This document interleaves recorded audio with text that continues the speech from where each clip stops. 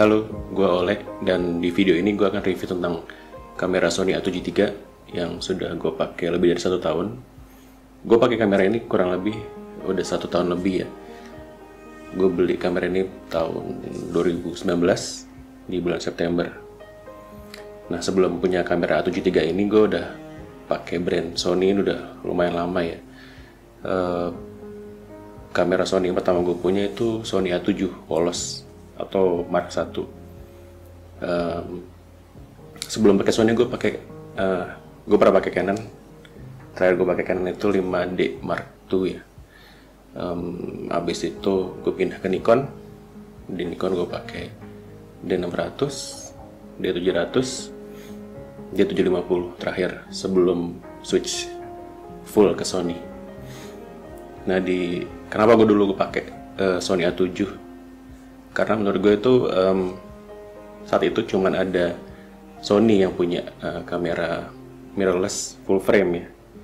Kalau merek lain tuh belum ada yang punya full frame. Dan saat itu kebutuhan gue kamera full frame yang pengen body yang lebih kecil dikit dibanding DSLR, karena gue udah capek bawa beban terlalu berat tiap kali ada event. Gue beli A7 III waktu itu, gue jual kamera A7 Mark II gue dan 6300. Gue jual 2 kamera itu. Terus gue beli A7 III di bulan September 2019 itu harganya masih 25,5, which is sekarang juga harganya masih kurang lebih sama ya, 24-25an ya untuk harga barunya body only ya. Sedangkan untuk harga secondnya itu mungkin sekitar 20. Kalau emang ada yang paling murah, gue pernah lihat harga 20,5 harga second A7 III. Terus sampai mungkin yang agak wajar harga secondnya 22an kali ya. Oke, sekarang kita masuk ke kelebihan-lebihan dari kamera Sony A7 III ya. Setelah kurang lebih 1 tahun lebih pemakaian gue untuk mainly untuk video ya. Nah, yang pertama tuh baterai. Baterainya tuh awet banget. Saat ini gue cuma punya 3 baterai. Itu 1 ori dari pas pembelian, dan 2 lagi gue beli merek KW ya, atau third party.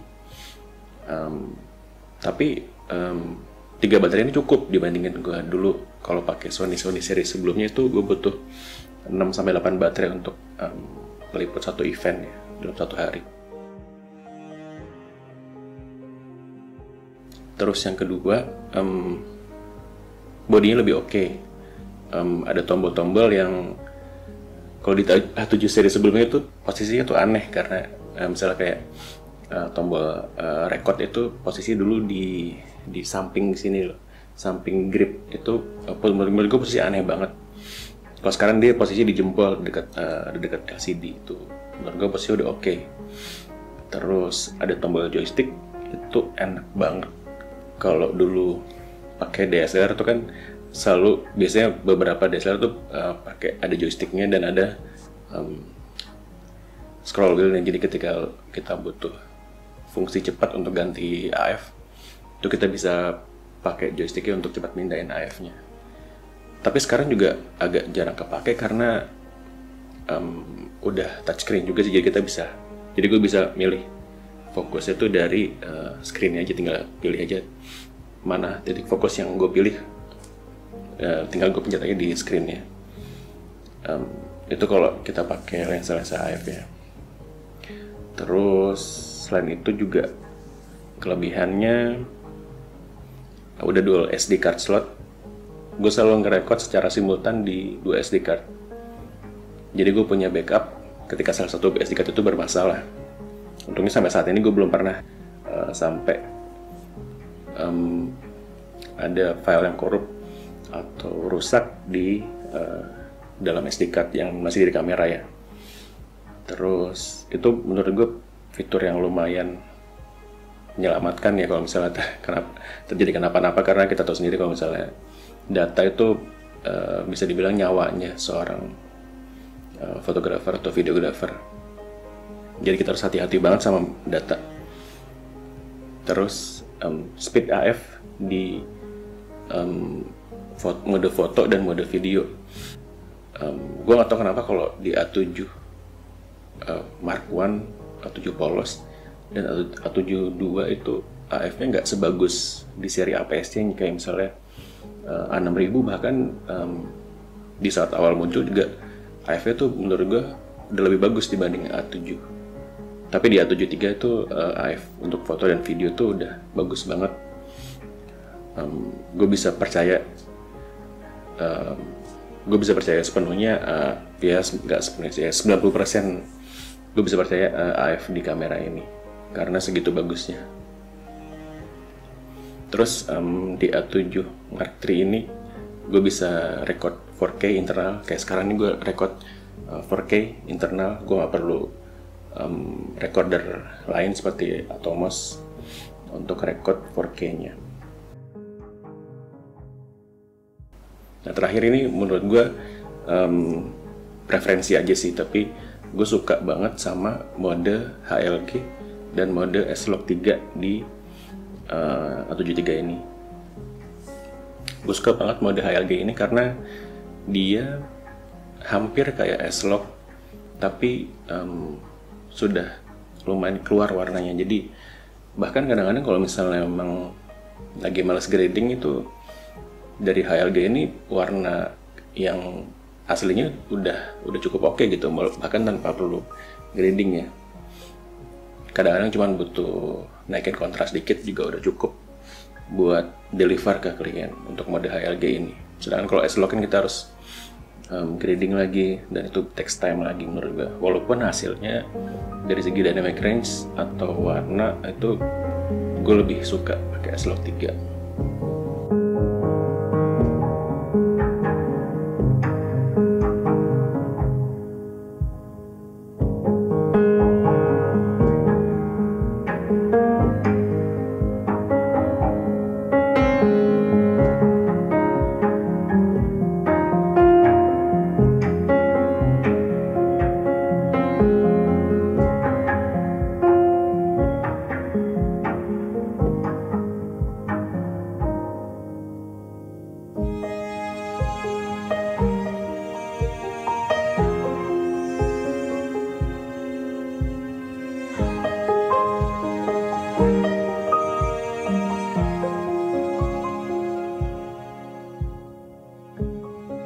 Oke, sekarang gue mau coba sharing apa aja sih kekurangan dari kamera Sony A7 III ini selama kurang lebih setahun pemakaian gue. Yang pertama itu overheat ya. Ini mungkin udah jadi masalah utama kali ya untuk di kamera full frame dengan bodi yang kecil seperti A7 series ini. Beberapa kali gue ngalamin overheat ketika gue lagi ngerekod 4K secara kontinu ya. Bisa dibilang dari suhu panas sampai suhu dingin itu gue tetap merasakan overheat ketika gue ngerekod 4K. Tapi itu cuman ketika ngerekod 4K. Kalau misalnya ketika gue ngerekod Full HD itu masih nggak masalah ya.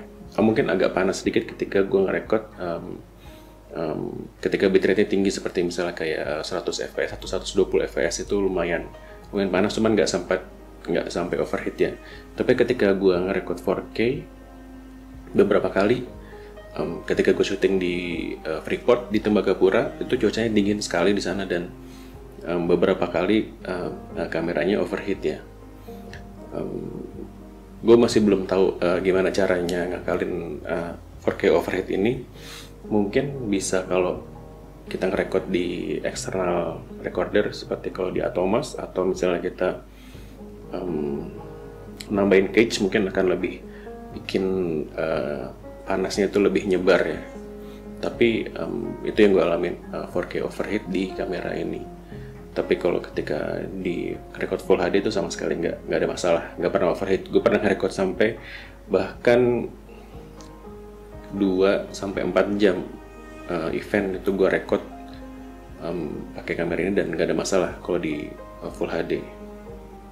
Terus ini juga sebuah problem yang terus berulang di yang gue temuin di kamera A7 series ya.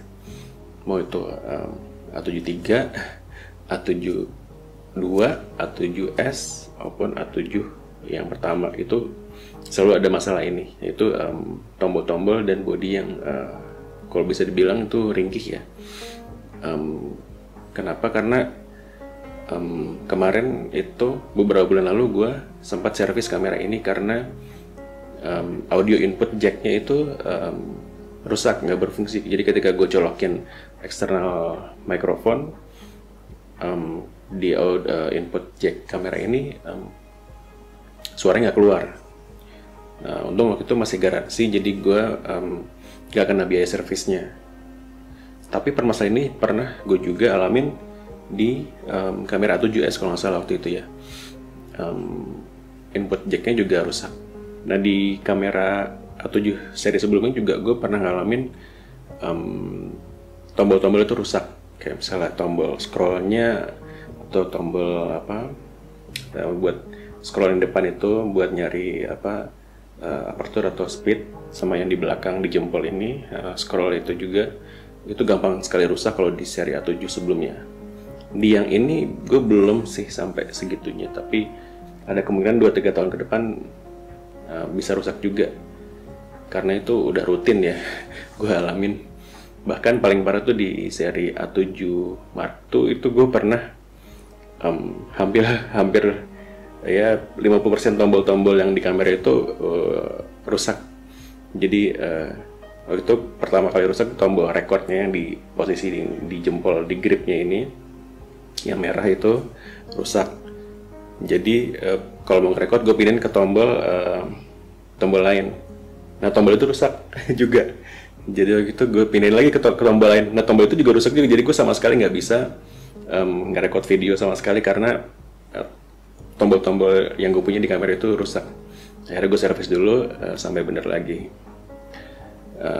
Nah, di kamera A7 III ini gue nggak tahu ya, bisa jadi sih dalam 2 atau 3 tahun ke depan juga mungkin bisa mengalami kerusakan yang sama. Nah, kekurangan selanjutnya adalah selalu ada muncul peringatan ketika kita memakai baterai yang non-ori ya. Tapi sebenarnya nggak jadi masalah, baterai tetap bisa berfungsi dengan baik.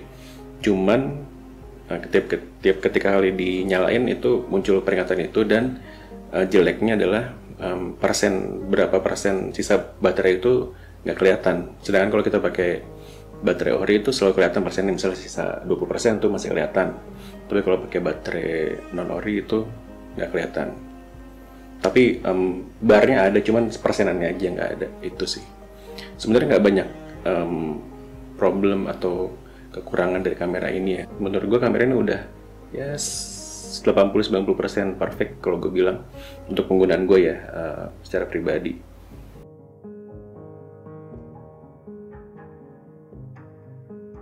Terus kalau ini mungkin menurut gue bukan kekurangan ya, tapi apa yang gue harapkan kalau kamera ini ada firmware update atau update lain, atau mungkin di A7 Mark IV itu gue pengen ada mode 4K 60 fps atau 50 fps, kemudian gue mau ada slow speed 240 frame per second. Itu menurut gue yang agak sedikit kurang ya di kamera ini.